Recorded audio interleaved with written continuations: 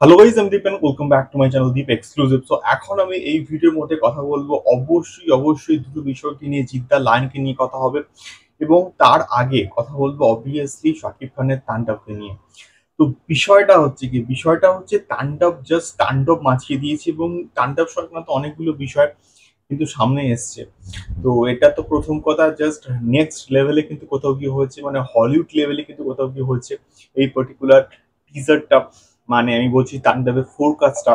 এবং সেখানে কিন্তু কোথাও গিয়ে তাণ্ডব টিম কিন্তু এখনো অব্দি শ্রীলঙ্কাতে কিন্তু রয়েছে এবং ইতিমধ্যে কিন্তু তাণ্ডবের টিজারটা বা তাণ্ডবের ফোরকাস্টটা কিন্তু শুধুমাত্র শাকিব খানের ইউটিউব যে ফেসবুক পেজ থেকে, সেখান থেকে 5.5 মিলিয়ন কিন্তু ভিউজ ক্রস করে গেছে মাত্র 24 ঘন্টার মধ্যে।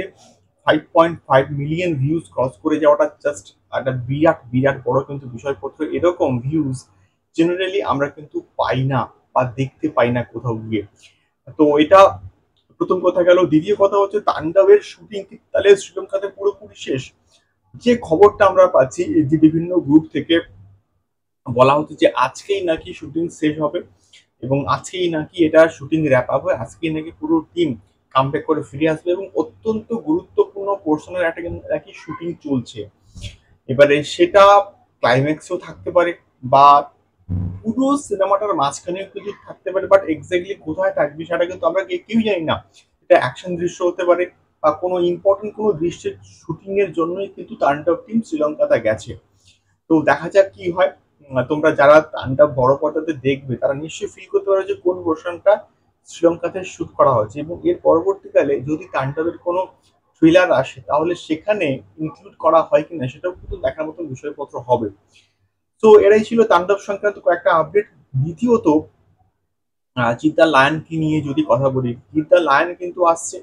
আহ, মানে লায়ন এক্স্যাক্টলি কবে আসছে, যে বিষয়টা জিদ্দা এখন বর্তমানে কিন্তু যে প্রজেক্টটাকে নিয়ে কাজ করছে সেটা হচ্ছে কি বিপ্লবী ডাকাত। কেউ বলে বিপ্লবী, কেউ বলে ডাকাত।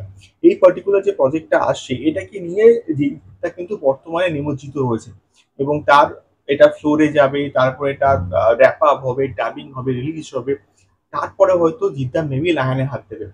এবং লায়ন যে প্রজেক্টটা হচ্ছে সেটা আদৌ এখন অব্দি পুরোপুরি যে 100% সেলফ তা কিন্তু নয়, বাট জিদ্দা এখন বর্তমানে কিন্তু বিপ্লবী ডাকাত বলে যে প্রজেক্টটা আছে ওটাতে কিন্তু কাজ করছেন এবং পরবর্তীকালে রাফি যখন তাণ্ডব রিলিজ করে যাবে তখন আহ, পরবর্তীকালে প্রি প্রোডাকশন হবে, তারপরে কিন্তু হয়তো লায়ন হলেও হতে পারে, বাট স্টিল এই মুহূর্তে দাঁড়িয়ে লায়ন হওয়ার কিন্তু কোনো রকম পসিবিলিটি কিন্তু আমি আমি তো অ্যাটলিস্ট দেখতে পাচ্ছি না।